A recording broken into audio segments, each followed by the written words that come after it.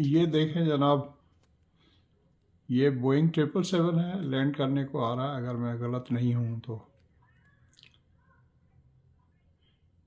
ये अभी आपने देखा DHL का जहाज़ था। DHL आपको पता है ये UPS का है, ये भी कोरियर कंपनी है।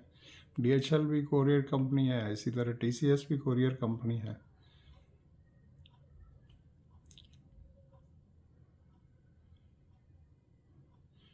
अब येलो कलर जनरली मैंने देखा है किसी एयरलाइन का, तो मैंने देखा नहीं है, अब ये पता नहीं किसका है, देखते हैं।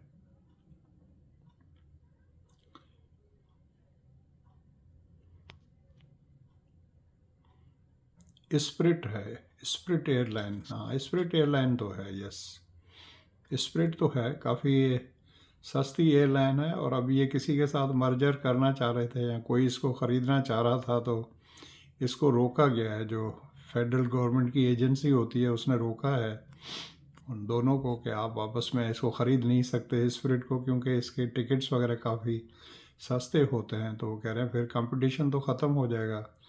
कोई बड़ी एयरलाइन इसको ख़रीद रही थी, मैं नाम उसका भूल गया हूँ।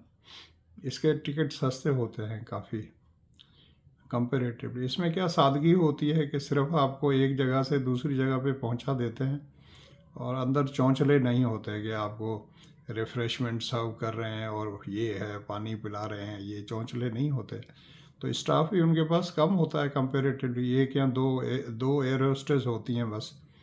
आपको ज़्यादा से ज़्यादा पानी पूछा तो पिला दिया, या थोड़ा सा कुछ बिस्किट वगैरह थोड़े दे दिए। चाय वगैरह का भी नहीं होता, वो सब पेमेंट पे होता है। ये मतलब जो लोग 2 रुपये बचाना चाहते हैं, अपने डॉलर बचाना चाहते हैं, तो वो इन जहाज़ों में सफ़र करते हैं।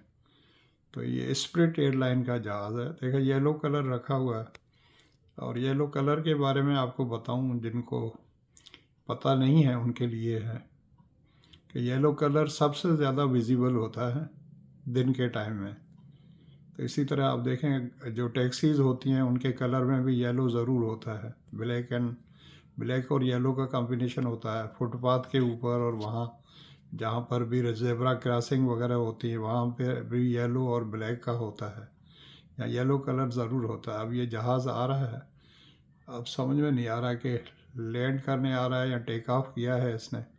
एयरलाइन कौन सी है वो अभी, इसका थोड़ा जो मोनोग्राम से थोड़ा सा लग तो रहा है देखा भाला, लेकिन अब जो क्लियर होगा तो समझ में आएगा कौन सी एयरलाइन है।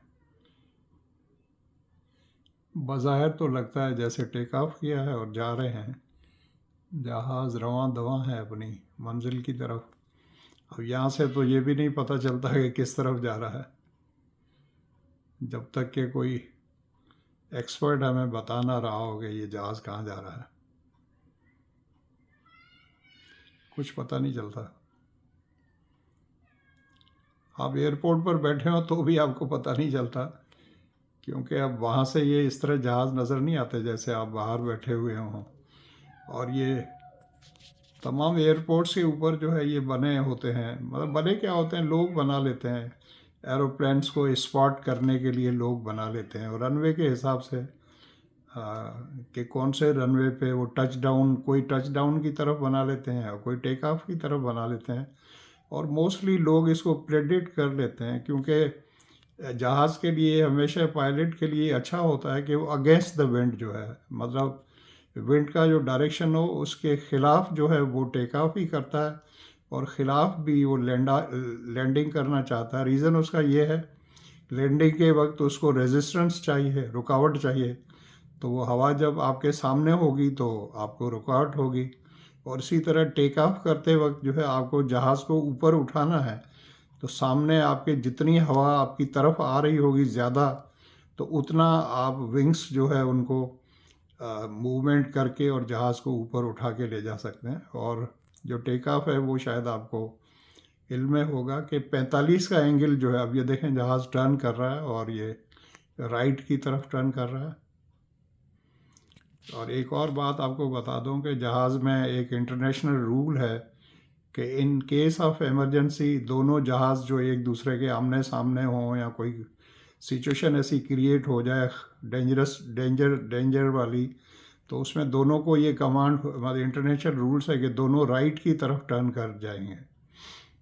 जैसे आपने देखा होगा यूएसए है या कुछ मुल्क हैं, कनाडा है, और कोई कह रहा था मुझे कि अटलांटिक ओशन के जो मुल्क इस तरफ हैं वो अटलांटिक ओशन के राइट साइड पे हैं, जैसे टोरंटो है या सॉरी कनाडा है या यूएसए है या मैक्सिको है, उन्होंने कहते हैं कि गाड़ी को रोड के राइट साइड पर रखा जाता है, लेकिन उसमें जो गाड़ी होगी तो वो उसमें बंदा जो बैठा है वो अगली सीट पे लेफ़्ट साइड पर बैठा होता है, तो उसको लेफ़्ट हैंड ड्राइव कहते हैं।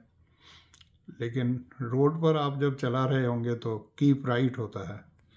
हमारे मुल्कों में जो है, जो ब्रिटेन के रही हैं कॉलोनीज़, कॉमनवेल्थ कंट्रीज़ हैं, वहाँ पर जो है हम उनको फॉलो कर रहे हैं, तो हम तो अपनी गाड़ियों को लेफ़्ट साइड पर रखते हैं, तो इसलिए ये बड़ा मुश्किल होता है। अब ये पूरा जहाज़ ही आप देख लें, पता नहीं कहाँ जा रहा है, लगता है मंजिल तक इसको दिखाते रहे, थोड़ी देरों में ओझल हो जाएगा। डेफिनेटली ये जो है कैमरा जो है वो उसमें जूम करके ये सारा दिखाया जा रहा है। देखिए क्लियर भी नहीं नज़र आ रहा, लेकिन